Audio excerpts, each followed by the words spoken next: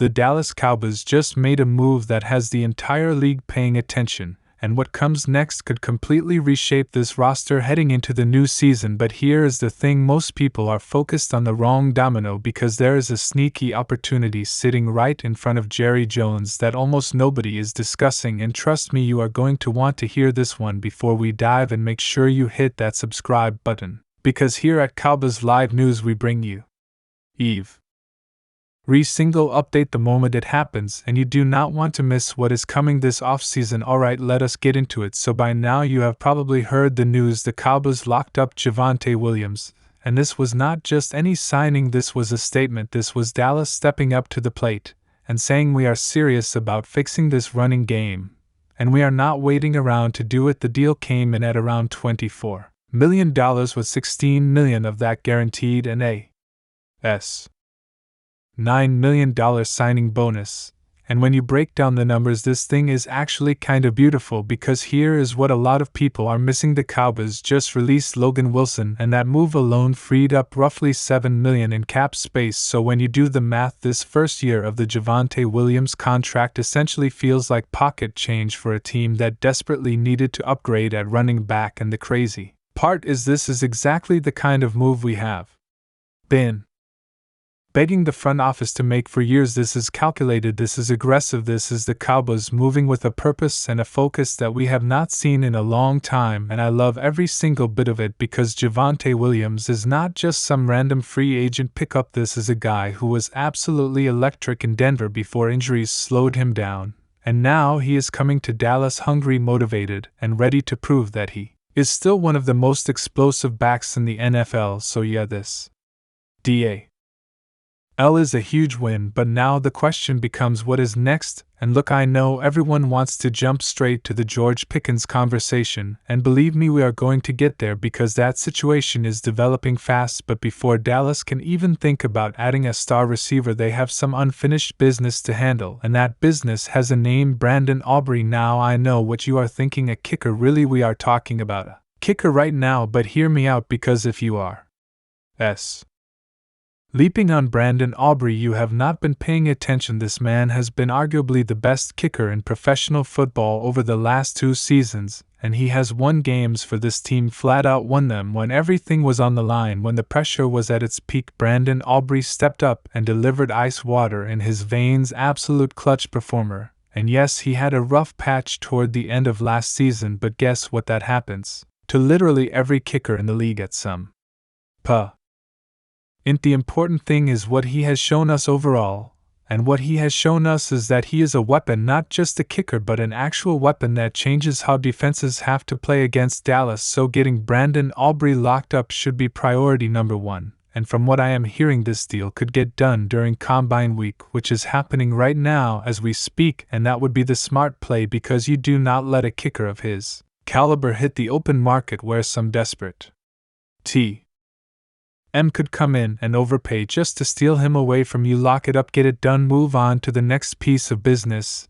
And that next piece of business is where things get really interesting, because there is a report out from a well-connected league insider suggesting that George Pickens and his representatives are ready to negotiate a new contract, and they are reportedly looking for something in the range of $30 to $33 million per year. Now, before you freak out about that number, let me put it in context for you. That is actually a very reasonable starting point for a receiver of his talent level. In today's market, we have seen lesser receivers get paid more, so if Dallas can get Pickens locked in somewhere around that range, they would be getting elite production at a fair price. And the fact that his camp is openly signaling they want to get a deal done quickly is huge, because that tells me there is mutual interest here. That tells me both sides understand the opportunity in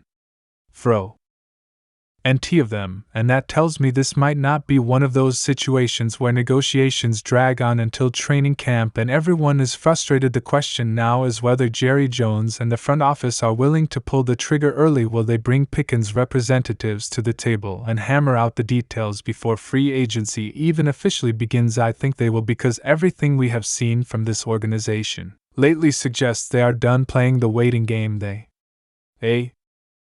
redone letting other teams dictate the narrative, and they are ready to be aggressive now. Imagine for a second that Dallas gets the Aubrey deal done this week, announces the Pickens extension during the first week of free agency, and suddenly the entire conversation around this team changes overnight, because now you are not just talking about a team that needed to rebuild, you are talking about a team that has a franchise quarterback in Dak Prescott, an elite receiver duo with CeeDee Lamb and George Pickens, a rejuvenated running game with Javonte Williams, and one of the best kickers in football. That is a roster that can compete with anyone, and the best part is we have not even talked about what they could do on defense yet. But here is where things take a turn that I genuinely did not see coming, and shout out to some of the brilliant minds in Cowboys Nation on social media who have been putting this idea out there, because it got me thinking, and now I cannot stop thinking about it. So there is a report floating around that the Los Angeles Rams might be interested in drafting a quarterback in the first round, and you might be wondering, okay, cool, what does that have to do with Dallas? Well, let me explain. The Rams pick at number 13, which is one spot behind the Cowboys at 12, and if the Rams are genuinely in the market for a quarterback, that creates an incredible opportunity for Dallas to facilitate a trade, because think about it, if you are a team sitting in the late teens or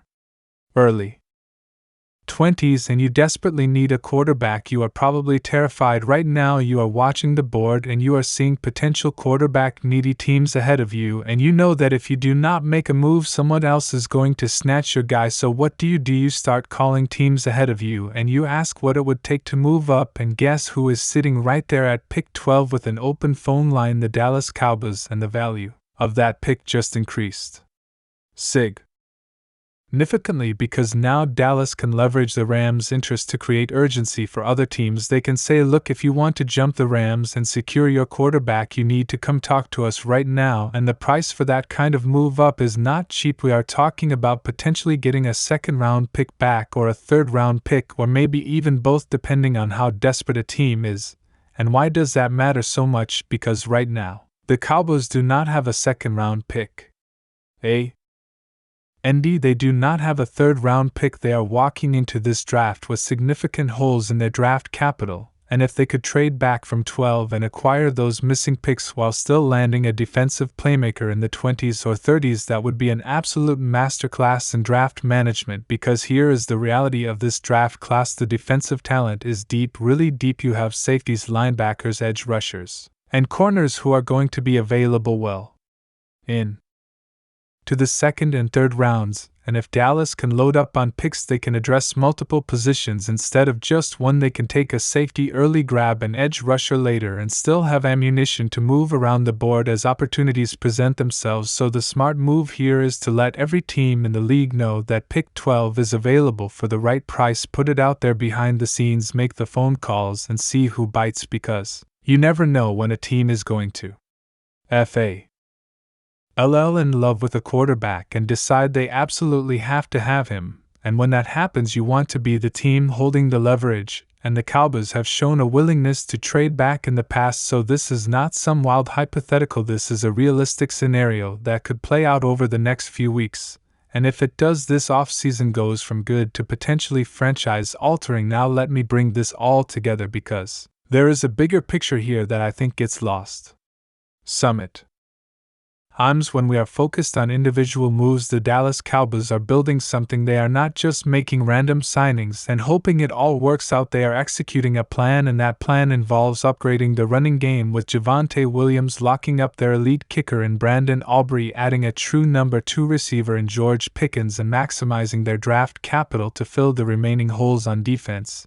And if they can pull all of that off, this team looks completely different than it did at the end of last season. This team looks like a legitimate contender in a wide-open NFC, and that is not just wishful thinking, that is based on the actual moves we are seeing them make right now in real time. So as we head into combine week and free agency, keep your eyes on Dallas, because things are moving fast, and they are moving in the right direction, and I want to know what you think about all of this. Do you believe the Cowboys should trade back from 12 if the opportunity presents itself, or do you think they need to stay put and take the best defensive player available, would you be comfortable with a George Pickens contract in that 30 to 33 million range, or do you think that is too rich for a receiver who has had some inconsistency issues? Drop your thoughts in the comments because I read every single one, and I love hearing from Cowboys Nation. Also, if you are not already subscribed, what are you waiting for? We are going to be covering every single development this off-season, and you do not want to be the fan who finds out about a major signing 3 hours after it happens. Hit that subscribe button, turn on notifications, and join the family because this is going to be one of the most exciting off-seasons in recent Cowboys history, and we are just getting started. Appreciate every single one of you for watching, and I will catch you in the next one. Stay locked in, Cowboys Nation.